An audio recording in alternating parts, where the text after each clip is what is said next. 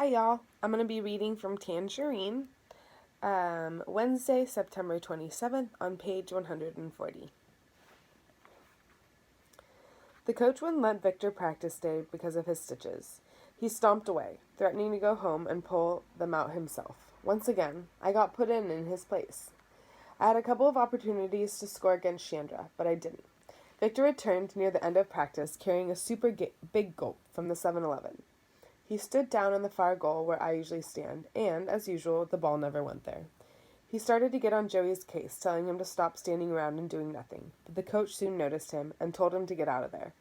After practice, I got my bag and started walking with Joey, when Victor fell into step behind us. His boys, of course, were right behind him. "Hey, fisherman, since you're me now, do you want a drink of my big gulp?" "No, thank you, Victor." "What, you too good to drink out of my big gulp?" "Yes, I am." Tino, Hernando, and Mono started laughing. Victor smiled and continued. "Hey, fisherman, why is this boy always following you around?" I glanced at Joey. He was looking straight ahead. "I don't know, Victor. Why don't you ask him?" Victor tapped Joey on the shoulder with his cup. "Hey, yo, why are you following fisherman around all the time?" Joey looked upset. He didn't know how to handle this. I smiled to show him that Victor was just messing around, but he wouldn't even look at me, and he wouldn't answer. I knew that things were about to get worse. Victor tapped him again, a little harder. His voice got a little louder.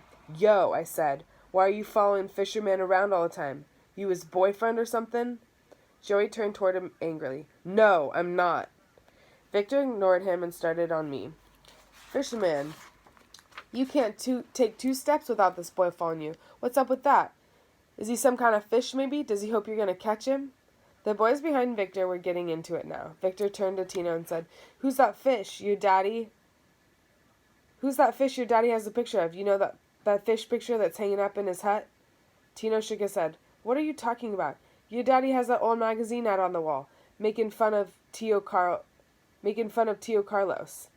Tino thought about that and then yelled out, "Sorry, Charlie." Yeah, that's the dude. Sorry, Charlie. Charlie the tuna. He's always trying to get caught. He's always trying to hang around. He's always hanging around trying to get that hook, right?" He poked Joey again. "Is that you? Are you Charlie the tuna?" The boys were laughing wildly now.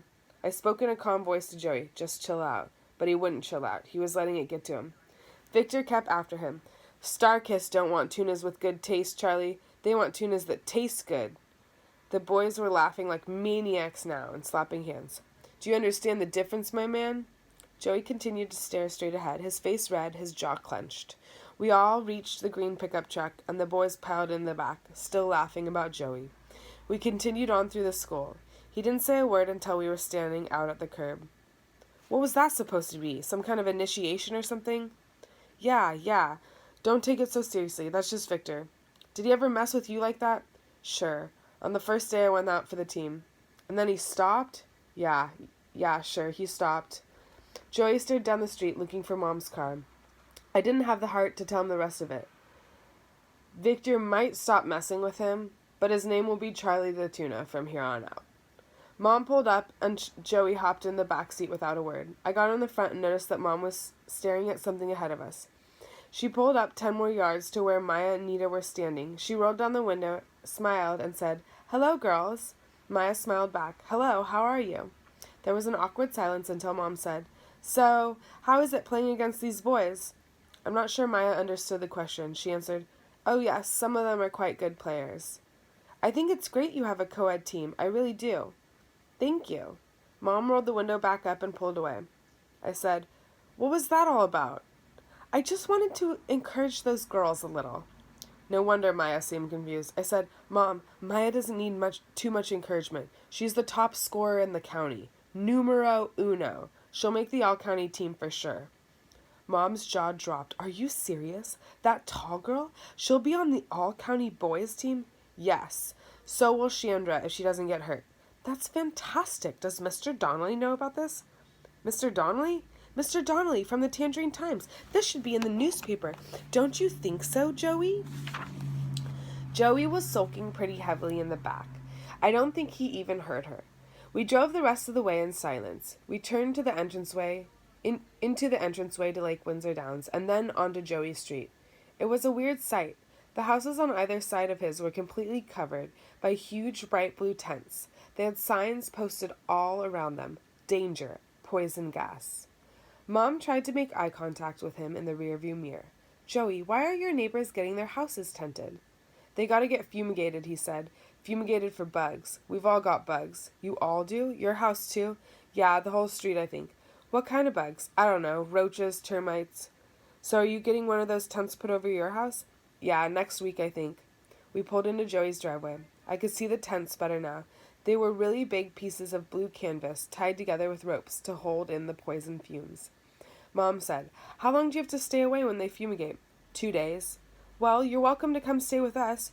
You and Paul do everything else together. You may as well sleep together, right, Paul? I thought to myself, perfect, Mom. The perfect thing to say under the circumstances. Joey got that upset look on his face again. He muttered, I don't think so, and went inside. Mom turned to me. What's with him? Why wouldn't he want to come to our house? I shrugged and said, I don't know. But of course, I do know. Joey hasn't set foot in our house since the day he met up with Eric and Arthur. He will probably never set foot in it again. But Mom could never understand that. For Joey, our house may as well be covered with canvas and bound by ropes, because it's filled with poison. Don't forget to like and subscribe.